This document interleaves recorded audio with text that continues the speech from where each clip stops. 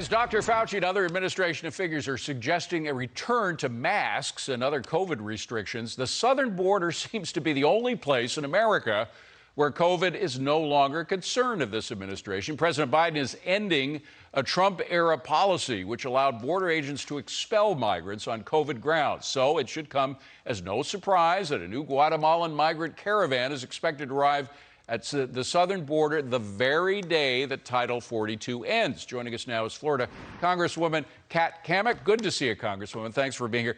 I don't think that's a coincidence. They arrive here the very day we see the end of 42. You think it's a coincidence? Come on now. I may be a blonde, but even I'm not falling for that line. But this is what, we're all saying. This is absolutely nuts. The double standard in Washington, it just never ceases to amaze me.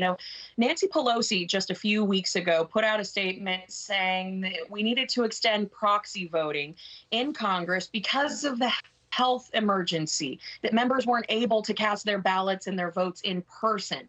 So you've got people casting votes via proxy while they're sitting on a beach somewhere because they just can't make it to Washington to do their job, but yet they still collect a paycheck. And let's not forget that they just extended the mask mandate. So there's a health emergency everywhere except for our southwest border, where there actually is a legitimate cause for it with the increased rates of tuberculosis and every other ailment you can think of that our Border Patrol agents are encountering. It's disgusting. Yeah. It's hypocrisy at its finest, and it's got to stop. Well, even DHS, even Mayorkas or some of his assistants are telling the media that we could have 18,000 migrants a day. Just to put that into perspective, that's 6.5 million migrants coming in every year.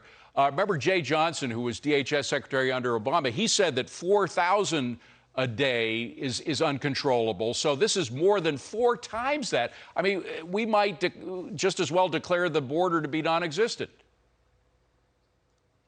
Well, that's exactly it. We're right now averaging in the ballpark of 8,000 a day. And because of Title 42, our Border Patrol agents are able to turn around about half of that.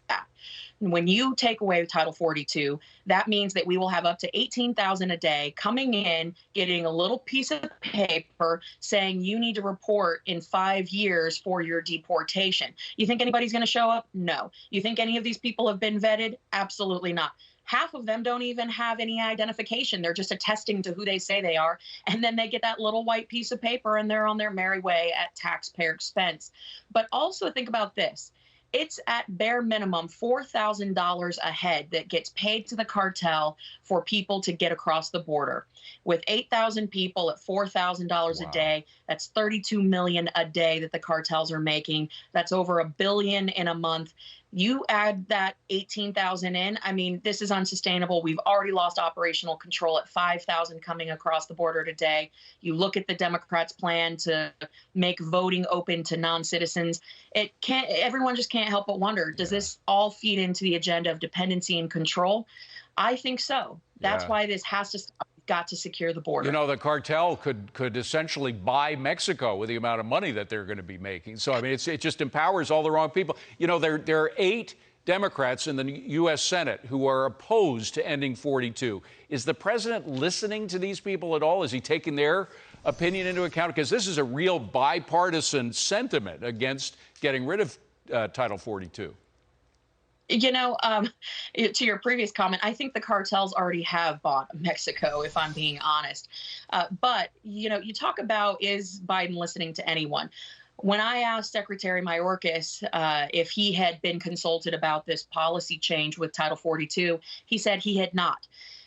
When you talk to the senators and some of my Democratic colleagues, they say, we're just not getting through.